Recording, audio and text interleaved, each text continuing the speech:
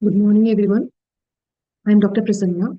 Today, I'm going to discuss about topic known as fetal infections, which is a very important topic in MRCG Part 2. Initially, what are the different infections I'm going to discuss? I'll make a note of that. Then we'll proceed.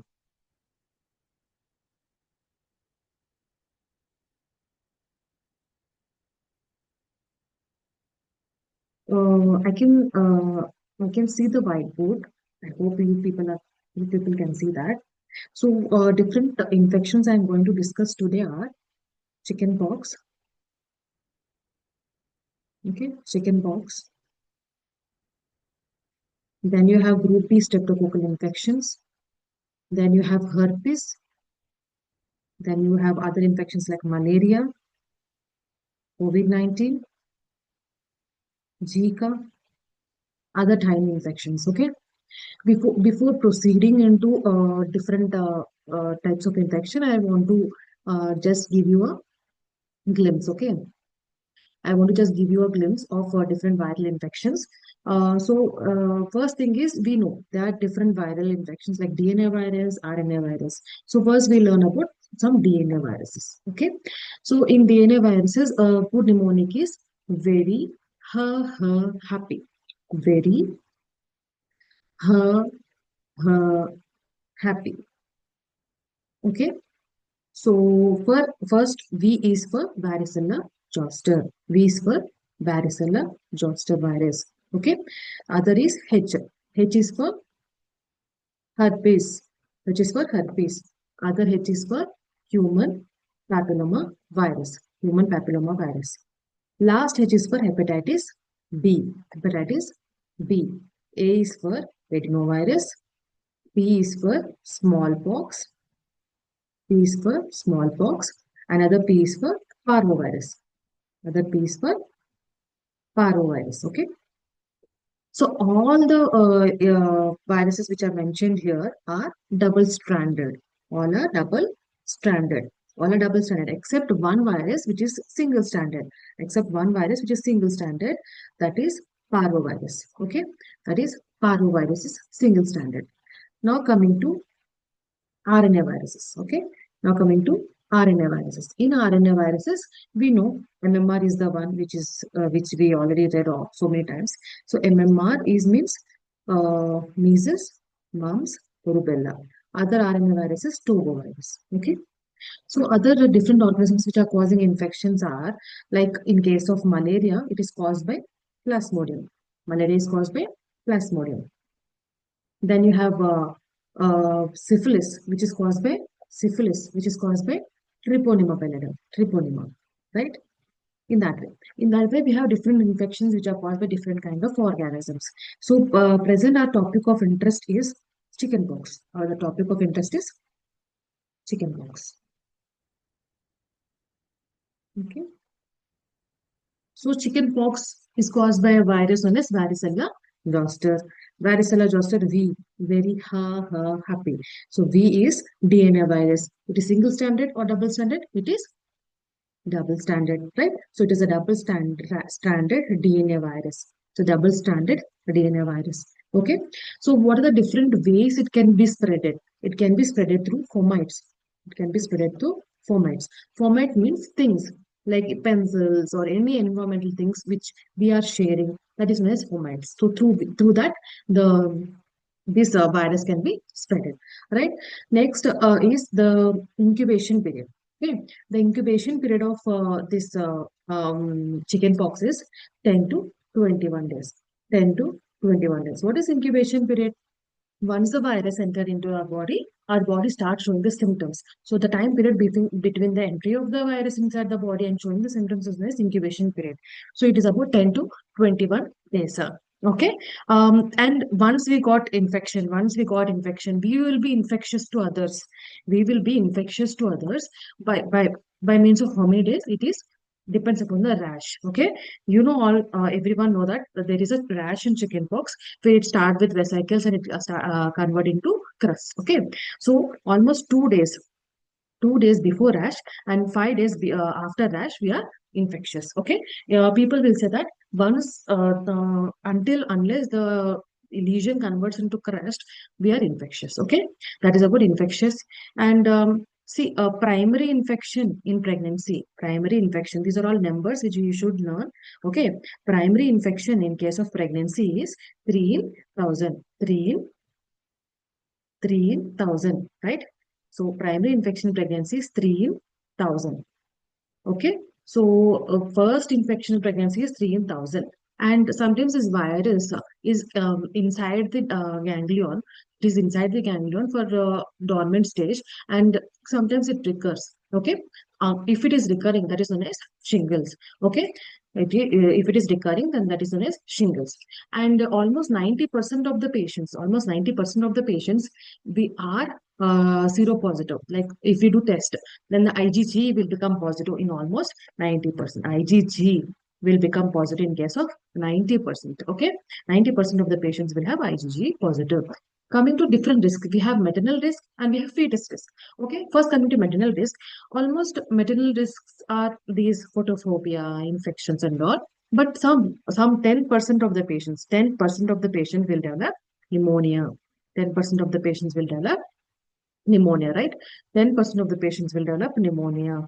Okay. So after that, they are rarely it causes chickenpox can cause hepatitis and encephalitis. Rarely it causes hepatitis and encephalitis. Okay.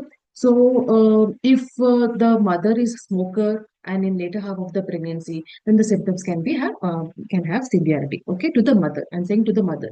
See, there is difference. So mother will get high symptoms or severe infections if she is having if she's having this thing later half of the pregnancy. Okay, if the mother is having later half of the pregnancy, if fetus get infected if the mother is having infection in early pregnancy, right? In that way, coming to fetal risk, in fetal risk you have fetal varicella syndrome. What is that? Fetal varicella syndrome. So in case of fetal varicella syndrome, generally all will be small, like microphthalmia, okay, limb hypoplasia, cortical atrophy, sphincter dysfunction, all will be very, very small. These are different symptoms which are seen in case of, these are different signs which are seen in case of fetus, which got affected with fetal varicella syndrome. So generally fetal varicella syndrome, it depends on her trimester wise. If it is first trimester, if the mother is affected in first trimester, mother is affected in first trimester, then if first trimester there is infection rate of 0.5%. Okay, in case of 20 weeks, the severity of infection is less than 1%. It is less common at 20 to 28 weeks, and more than 28 weeks is very rare. Okay, fetal varicella syndrome, if the mother is getting infected more than 28 weeks, is very rare. But I said, if the mother is getting affected in later half of the pregnancy, then maternal risk, mother having pneumonia, mother having complications will be high. Okay, but fetal varicella syndrome will be less. So you're saying, okay, ma'am, you're saying that after 20 weeks, the effect is less. So shall we leave? No. At 16 to 20 weeks, fetal anomaly scan is very important. We should not just think that okay, it's not common, so only of anomaly scan. But 16 to 20 weeks, proper anomaly scan is very, very important. Can we proceed for amniocentesis for safe side? No. Amniocentesis is not routinely recommended. That's about fetal risk. Okay. So after 28 weeks, if the mother got and she's saying that, do my child also have risk of fetal varicella syndrome? If she's worried about that, then you reassure. This is the question. Okay, then you reassure. Okay. If fetal varicella like infection occurred in first trimester, is there any risk of miscarriage? No, there is no risk of miscarriage. Okay. Now coming to different thing like what you'll do in case of exposure. In case of exposure, what you'll do? Okay. So first, if pregnant lady came and she said that I was exposed to the a chickenpox infected lady. I have a significant contact with a chickenpox infected lady. What is significant contact? Significant contact means at least 15 minutes of contact, at least 15 minutes of contact, or else at least face to face contact of 5 minutes, face to face contact of 5 minutes. Okay. Or else if we are present in a large open ward where there is chickenpox patient, we are present, we are living with her, then that is known as significant contact. Okay, that is known as significant contact. Okay, so this lady came and she's saying that I've been exposed to a chickenpox patient. Okay, and this lady is pregnant. Okay, this lady is pregnant, so she's exposed. So first step of this is you will ask history. You'll ask history. If there is any past history of chickenpox, you have any childhood history of chickenpox. If she says yes, then reassure her and nothing to do. If she says no, I don't know, I think so, in that way she's uncertain, or she belongs to some tropical countries like Wales and all, then in that case you'll do a test known as immunoglobulins test. Okay, which immunoglobulin you will do? IG, IgG, or IgM, or both. Which immunoglobulin test you'll do? You'll do IgG. Okay, you'll do IgG test. Okay, if IgG is positive, that means say she already got infection in the past, so nothing to do. We'll go for reassurance. If IgG is negative, if IgG is negative, then she is not infected. Okay, then you'll ask, you were exposed now. How many days back you've been exposed? Okay, so why I'm asking, because within 10 days, if she's exposed, within 10 days, like only a 1 week back or 5 days back, she's been exposed, then you can give IVIG, IVIG, intravenous immunoglobulins. Okay, this you can give within 10 days. If she says no, I'm exposed more than 10 days, then there is no use of giving IVIG. Okay. So you can ask me, ma'am, in case of exposure, why can't we give acyclovir? No. If you are exposed and there is no symptoms, then there is no need of giving acyclovir. So acyclovir is given in case of symptoms. What is a symptom? Rash. Okay. So this lady, another lady came with a symptom that I have a rash and I had an exposure to a chickenpox lady, so I have a rash. Then you'll ask, second question you'll ask, within how many hours you saw that rash? Okay, within 24 hours, within 1 day of rash, she came to hospital. Then she's a very smart lady. She came within 1 day.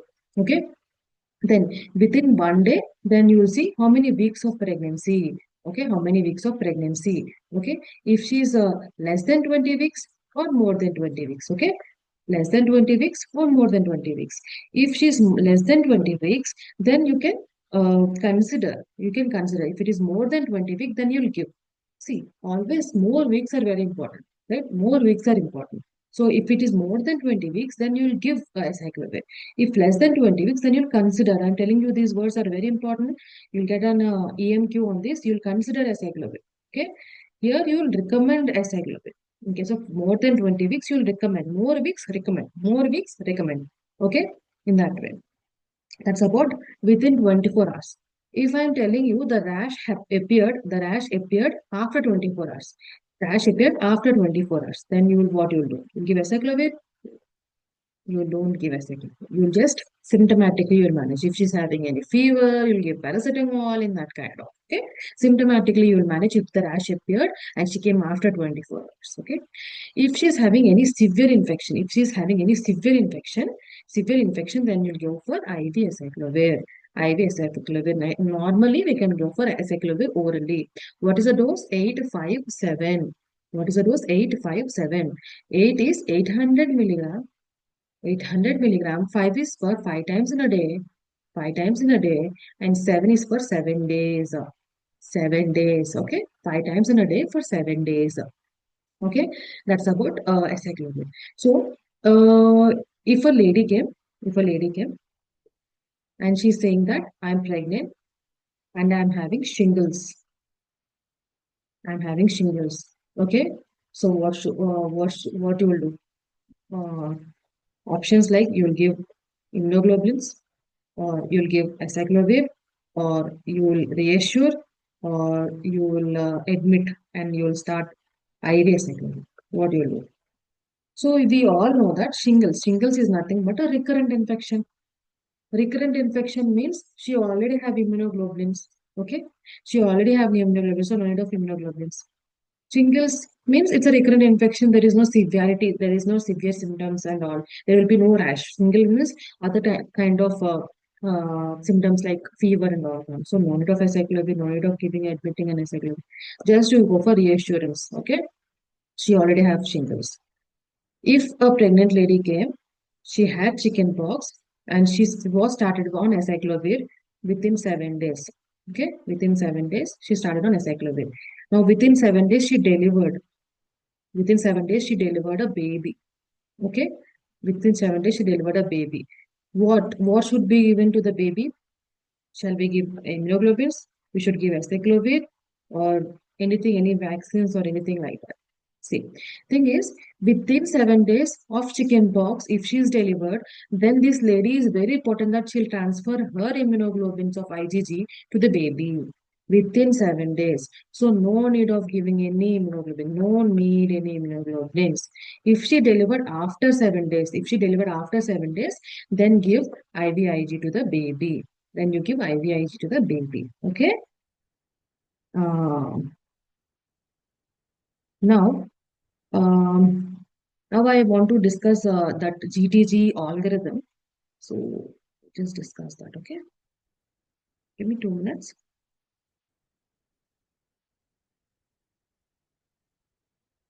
Yes, you can see my screen, right? Perfect. Hmm. So this is the varicella zoster this thing algorithm of GTG. Uh, okay, it's a GTG algorithm of varicella zoster.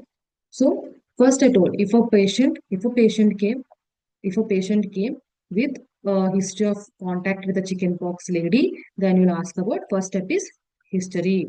You'll ask about history. If there is past history of infection, if there is any past history of infection, then no need of any action. You'll have an option of reassurance or return to the antenatal care and all. Okay.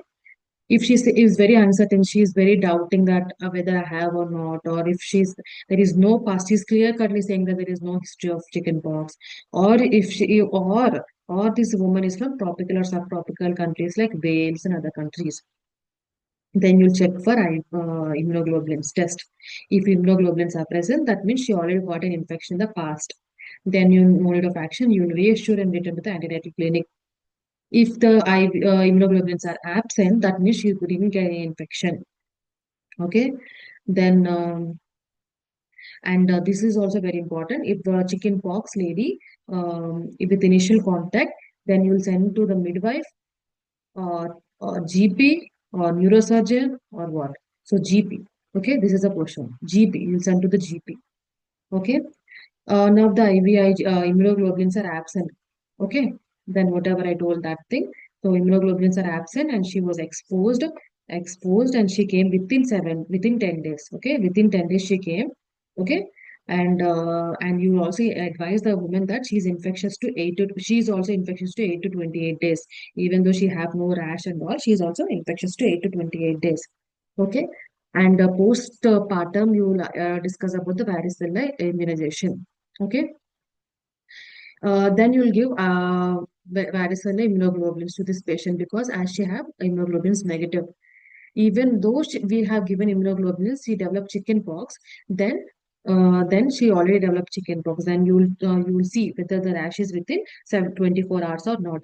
If she's within 24 hours and more, see within 24 hours and more than 20 weeks, within 24 hours and more than 20 weeks, then this patient have highly recommended of acyclovir.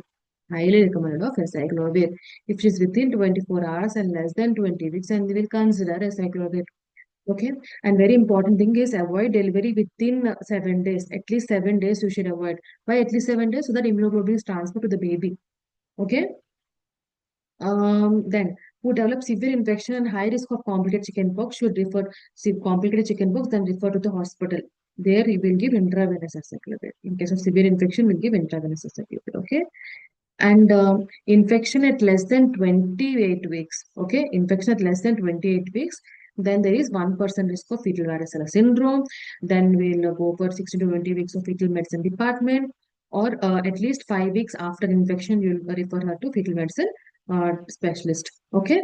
So we can consider the amniocentesis, but it is not highly recommended. Amniocentesis is not highly recommended. You can consider if you have any um, doubt. Okay. This is about algorithm. I'll once repeat the algorithm because high content of question is from this algorithm only. So varicella zoster infection or contact, varicella zoster contact, a lady came, pregnant lady came with a varicella zoster contact.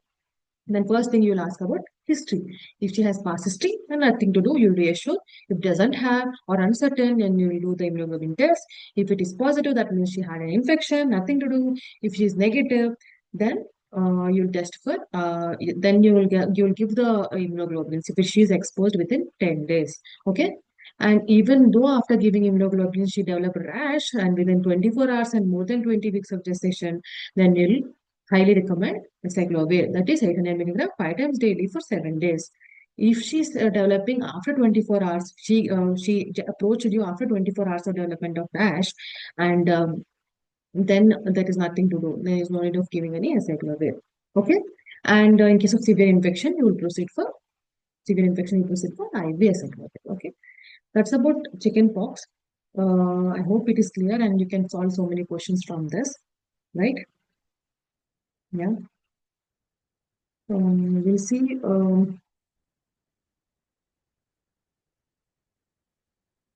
Then we can wind up the chicken box. And so later I'll discuss about group B streptococcal infection in the next video. Thank you.